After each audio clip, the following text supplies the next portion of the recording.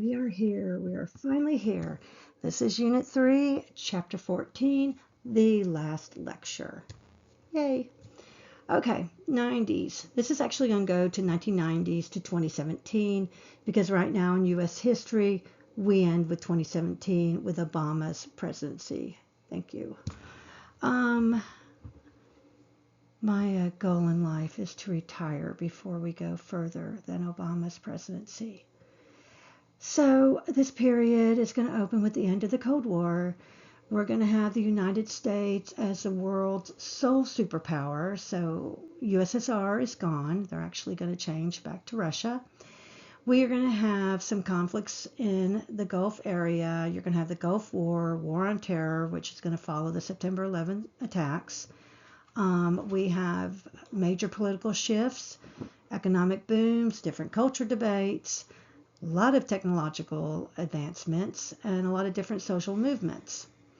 We're going to also deal with environmental issues and issues from the environment like Hurricane Katrina.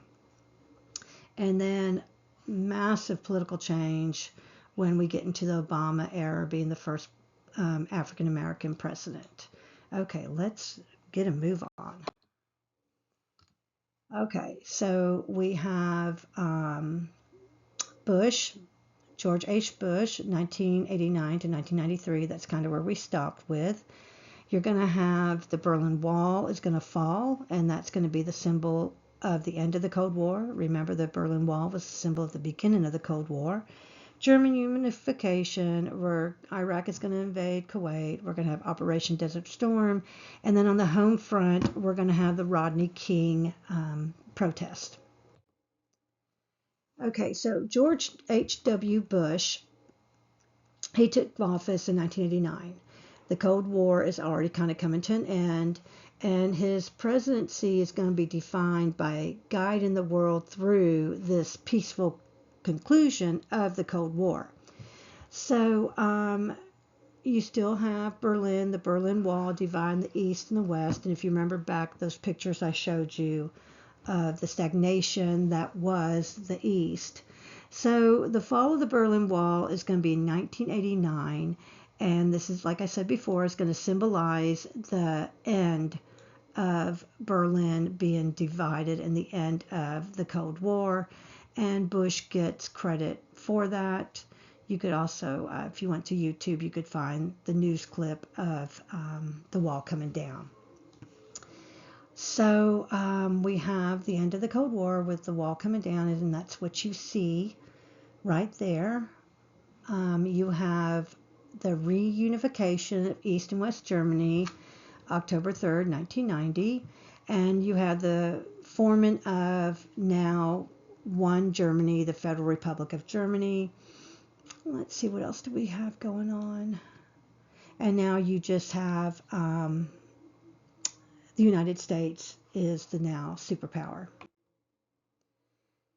Okay, so we have 1990. You have the Iraqi dictator, Saddam Hussein.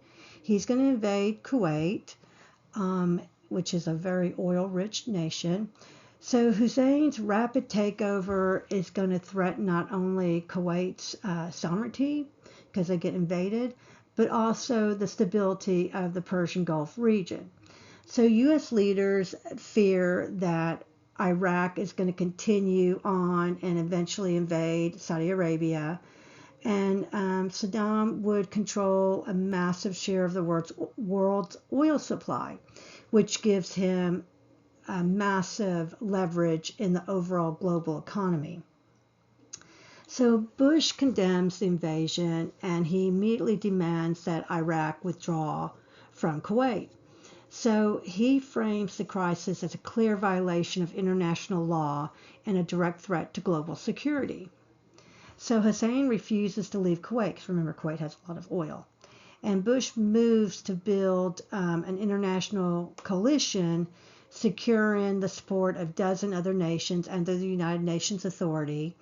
And Bush believes that American leadership worked best when it was backed by a global corporation. So he's going to gather all these people on his side before he does anything.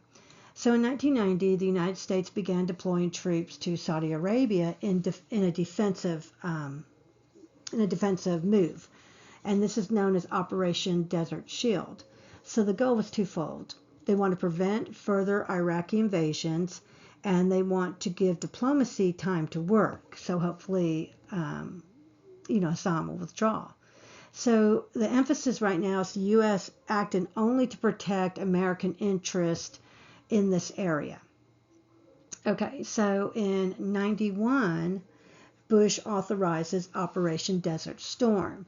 And this is going to be a massive air campaign designed to cripple Iraq's military capabilities. So after weeks of precision I almost said the wrong word, bombing. I almost said vomiting, bombing. This coalition is going to begin a ground assault also on the Iraqi troops. And all of this is done in like 100 hours of ground combat. So the speed and the decisiveness, the exact details of what they went in and did and how quick they did it and how they hit their targets the way they wanted to hit it. This is going to be a victory, and it's going to demonstrate the effectiveness of how, if they work together, how the modern U.S. military strategy, how successful and decisive it can be and quick. So for Bush, the Gulf War becomes his greatest foreign policy success. So like I said before, it's showing how by making quick and decisive strikes where they need to be made, it shows like a very disciplined leadership. And plus, remember, he is working with the international corporation of other countries. So it becomes a success and restores, or they believe it restores, stability in this region. Okay, let's see, what else does George Bush do? He is going to change the budget. He's going to make some civil rights legislation, and in 1989, he promises cooperation with the Congress in really creating some responsible budgets to reduce our overall debt. What else does he do? He promises his famous words, no new taxes. So he promises not to add any more financial hardship on the American people. In 1990, the deficit has grown so large that Bush faces a choice between keeping his pledge of no new taxes and preventing the nation's finances from just spiraling out of control.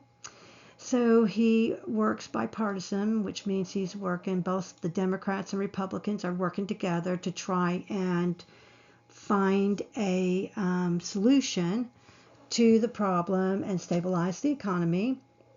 One of the big things that he does, which the picture's showing, is he signs into law the Americans with Disability Act. And this is a landmark civil rights law that prohibits discrimination against people with disabilities in employment, public accommodations, and it requires that you have seating, entrances, ways for people with disabilities to move around restaurants, hotels. So that's where you have, everybody's going to have a ramp. Every business would have to have an elevator if it had a second floor. Just ways that every American, whether they're in a wheelchair, whether they have a disability, gets the same services and access the same. In 91, we have an economic recession. You have rising unemployment, slow growth, and this is going to be a struggle for the administration. What else do we have?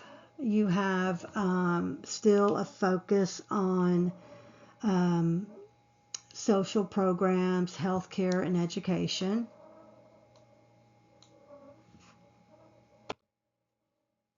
Okay, the Rodney King. What happens to Rodney King riots? So what happens in this time period in 1992 is it's going to be in California. It's going to be Los Angeles. And you have these different issues with the Los Angeles police and the black community. So for years, you have the Los Angeles residents complaining of unlawful acts by the LAPD.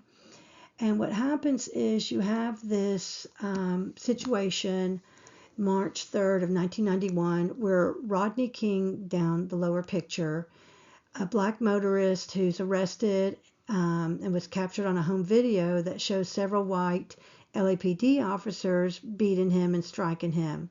And this footage gets out and spreads nationwide and becomes this symbol of police brutality and racial injustice. So the main problem becomes when you have the 4 officers are going to go to trial, and they're going to be, after this video shows him clearly beat in 92, the officers are going to be acquitted. They're not going to be held responsible for what happens. And so what Rodney King is known for, what happens is these riots that happen in Los Angeles after this. So you have these massive riots, and you're going to have 50 deaths occur and thousands of injuries.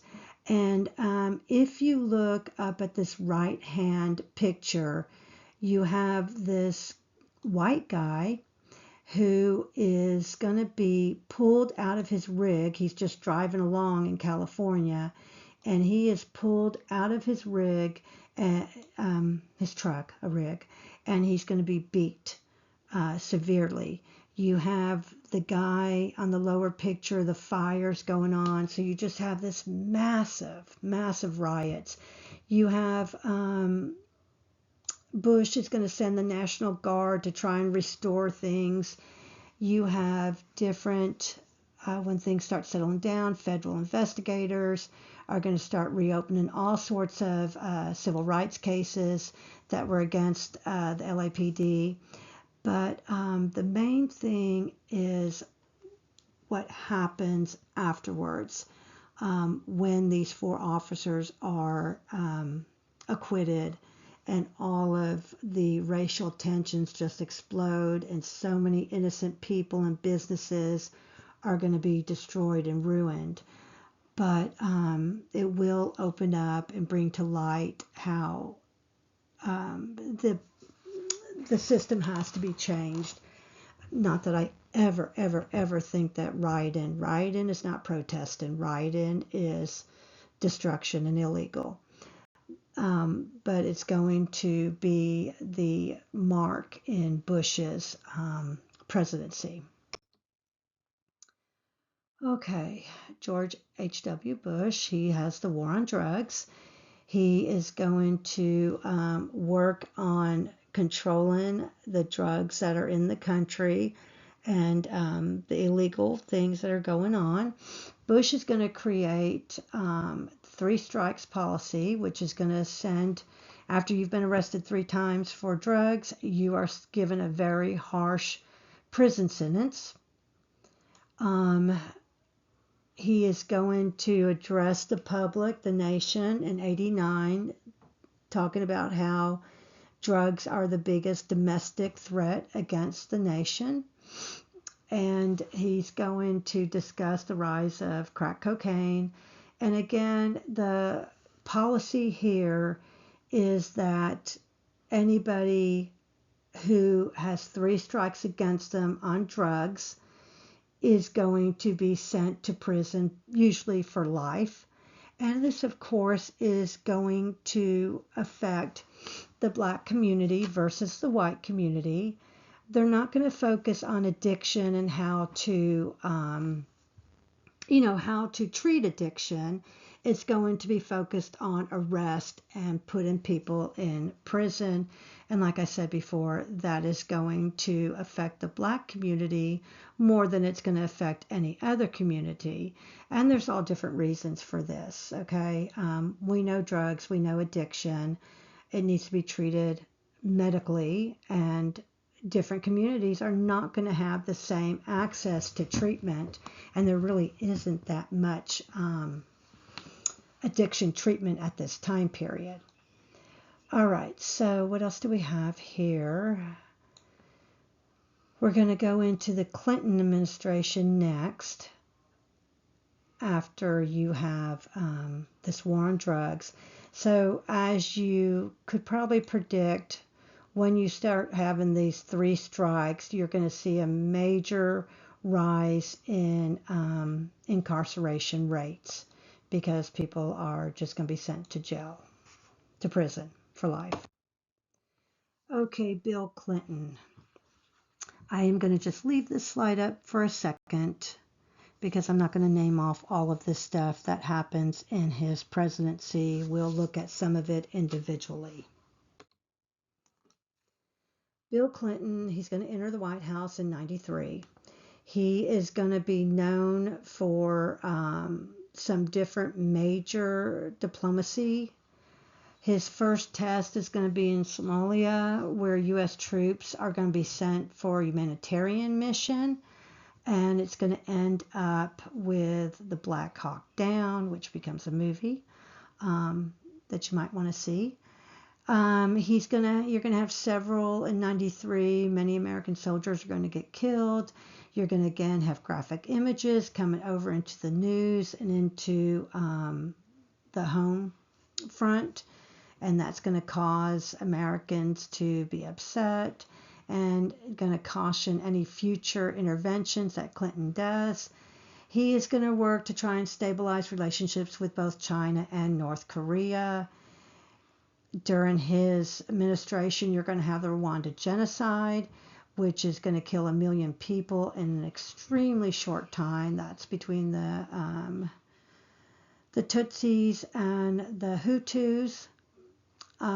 During his administration, you're going to also have issues in Haiti, trying to send U.S. forces to restore democratic elections in Haiti.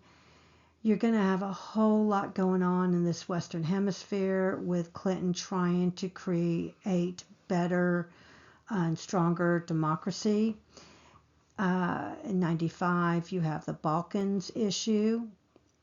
And then you have the Dayton Accords, which is going to end the Bosnian War that's going on. Let's see what else. We have NATO is going to back a lot of the stuff that Clinton is doing. You have in '98 is when you're going to see Al-Qaeda. Al-Qaeda is going to bomb the U.S. embassies. You have Clinton is going to respond with some missile strikes against these terrorist organizations. Al-Qaeda is the terrorist organization, and Al-Qaeda is what's going to happen with September 11th. 1999, you have some NATO airstrikes in Serbia. You're going to have withdrawals there. Let's see, what else does Clinton do? He's going to have some peace treaties in Northern Ireland. He's going to have different works, diplomacy with the Middle East. The Camp David Accord in 2000 is going to ultimately fail, but is also going to be considered a diplomatic win. Let's see, what else do we have for Clinton as far as diplomacy? What else do we have? Northern Ireland, Middle East peace efforts. Yeah, that's pretty much it. All right, so domestic policies that we have with Clinton. In '93, you have FMLA, Family and Medical Leave Act, which guarantees workers unpaid leave for family or medical needs, which this is an important step towards trying to support families more. He has his economic plan, which will pass. It's going to raise taxes on higher income Americans while cut in federal spending.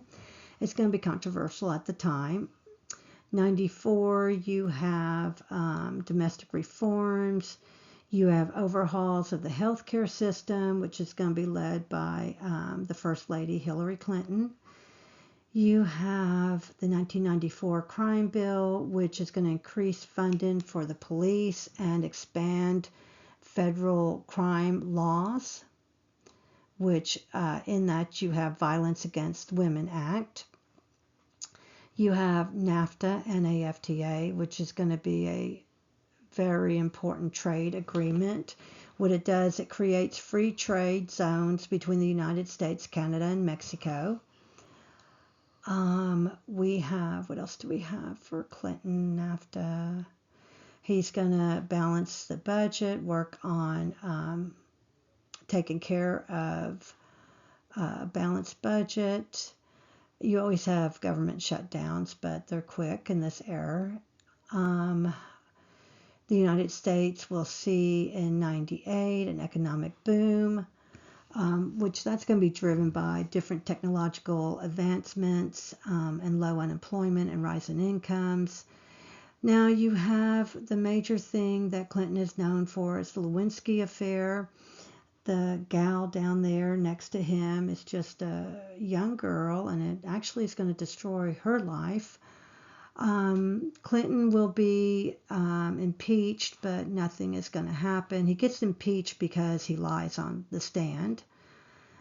99, the Senate will acquit him. So again, nothing happens to him, but this will, Monica Lewinsky is a name that becomes a household name in jokes and movies and comedies, and it really destroys her life for this mistake that she made with the president, and she's very, very young, and she was one of his interns. Let's see, Clinton goes on. He's going to focus on education, gun control, and creating a budget surplus, while again, Monica Lewinsky is destroyed. Let's see, what else do we have? See if I can't get this slide to move. Yay, it did. Okay, so we already talked about NAFTA, creating the partnership between the United States, Canada, and Mexico. Before that, you had the GATT, which is the creation of the world, and the creation, of the World Trade Organization, the WTO. So the GATT is the General Agreement on Tariffs and Trade, which is created actually in 1947. And then you have the World Trade Organization, which just basically replaces the GATT. The World Trade Organization is the permanent international body that will enforce global trade and global trade rules. Let's see, what else do we have that we need to talk about? That is pretty much it on that. Hillary Clinton, let's talk about her for a minute. She's going to be the First Lady. She is then going to be in 2001 and 2009. She's going to be a U.S. Senator from New York. In 2009 and 2013, she will be the Secretary of State. And then in 2016, she will be a presidential nomination for the Democrat Party and run against Donald Trump. Okay, let's talk about the 2000s. Look how fast we're moving along. We're only 23 minutes in. We have George W. Bush. Okay, there's all of his stuff that he is going to do. I am not going to list it all because we're going to talk about it here in a minute. So, September 11th, 2001, you're going to have the 19 Al-Qaeda terrorists hijack the planes and attack the home front. The first attack on the home front is Pearl Harbor. The second attack is going to be what's known as September 11th, 9/11. So this is really going to be George Bush's defining moments in his presidency. So we are attacked, and this begins the war on terror. Like I had said before, this is the first time that NATO is put into action and that our alliance system goes against and starts fighting this war in Afghanistan. So what happens is Afghanistan allows Al-Qaeda to kind of operate out of that. The other word that you're going to understand is the Taliban. The Taliban is actually the government system, the government people, group, whatever. That is what the Taliban is. Al-Qaeda is the terrorist group, and they are hiding. The Taliban is kind of hiding them. And then Afghanistan is the country that this is going on in. The leader is Osama bin Laden. Okay, I hope that that's understandable. So we're going to begin to invade Iraq in 2003. You're going to have Hassan possessed weapons of mass destruction, or so we thought, so we're going to take him out. You're then going to have the Afghan government with the Taliban, and we're going to just go to one of America's longest wars that doesn't actually end until February 2020. Trump's administration is going to negotiate this and the withdrawal, and then you have Biden's administration who comes in and actually does the withdrawal from Afghanistan, which takes a lot of criticism. So you kind of have to, if you want to figure out who's at fault when this war ends and we withdraw from Afghanistan, you're going to have to go and look at whatever Trump's administration, whatever the agreement was for the withdrawal, and then kind of look at Biden, how he withdrew, to see who is at fault, which I actually don't know because I haven't gone and looked at it. But hey, thankfully for you, you are not having to cover that history yet. You are going to end at Obama. Okay, this is just some different pictures of the attacks, the September 11th attacks, and the Afghanistan war. All right, so let's go back to George Bush and do some of his domestic policies and things that happened during his time period. You can thank him for No Child Left Behind. This is why you have a lot of your fantastic, phenomenal STAR testing that you have, state regulated testing. They want to make sure that there are laws that all states have to set for academic standards, standardized testing of students annually, and reporting those results back. The other thing we have domestically is Hurricane Katrina in 2005.